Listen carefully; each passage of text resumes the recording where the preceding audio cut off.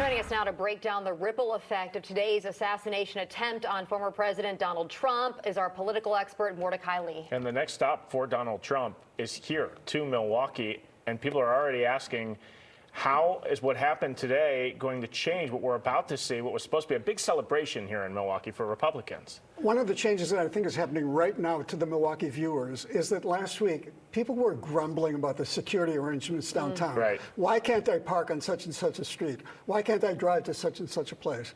I think that's disappearing instantly. Now Milwaukeeans understand why the Secret Service and the police department have been so serious about security. Yeah, just the dangers and what can happen. We saw it happen in reality here today. Yeah. And the ripple effect might be political, it might be long-lasting, it might affect the November election, or by the time we get to the November election, July will seem so far away. Who knows what could happen in between? A lot of time for sure. You were saying earlier that what we saw today on the podium, on that campaign stage in Pennsylvania, when former President Trump gave the kind of fist pump to the crowd there to kind of say, hey, I'm okay, don't worry about me.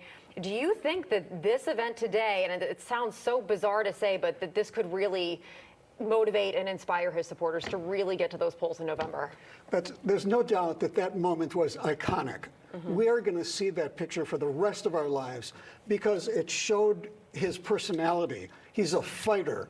It was just an automatic reflex, and for him to reassure his supporters. So he is being both an instantaneously spontaneous person and a politician at the same time. A tough guy, yeah.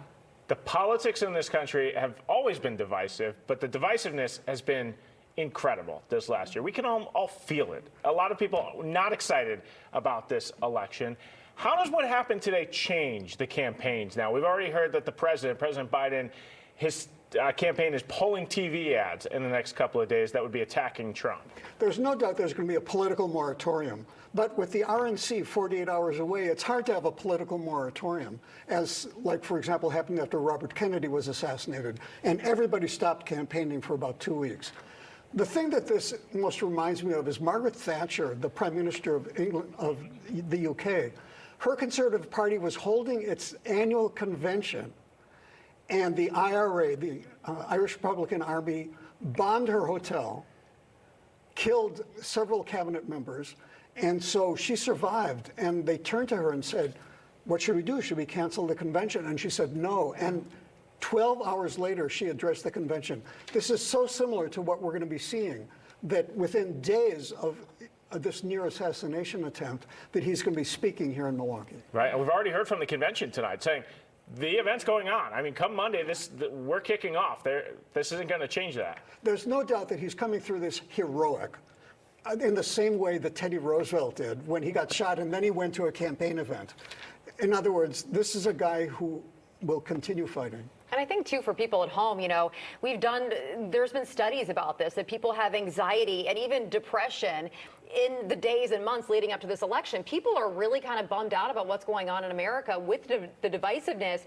Do you think that if there would be any kind of a silver lining to come out of a tragedy like what we saw today, where lives were lost, of maybe this unifying people, putting the politics aside and just chilling out? Right. The silver lining to me would be the best is dial it down. You know, we've been at 10 all this time. Can we dial it down to 5 or 6 and be a little more civil, a little more polite? Yeah, are we capable of that now as a society? Exactly. We're about to find out, I think. We've got a ton of protesters, too, who are planning a massive march on Monday. They could actually do political harm if you're sitting there screaming at a man who almost just lost his life today. Right. I'm afraid that they're being gleeful. And if they show that glee, that will boomerang against whatever it is they're hoping to accomplish. Right. So they really have to change the tone of the event and even the signs they're going to be carrying. Yeah. All right. Mordecai Lee, thank you so much for being so insightful for us, as always. We appreciate you. Thanks, Mordecai.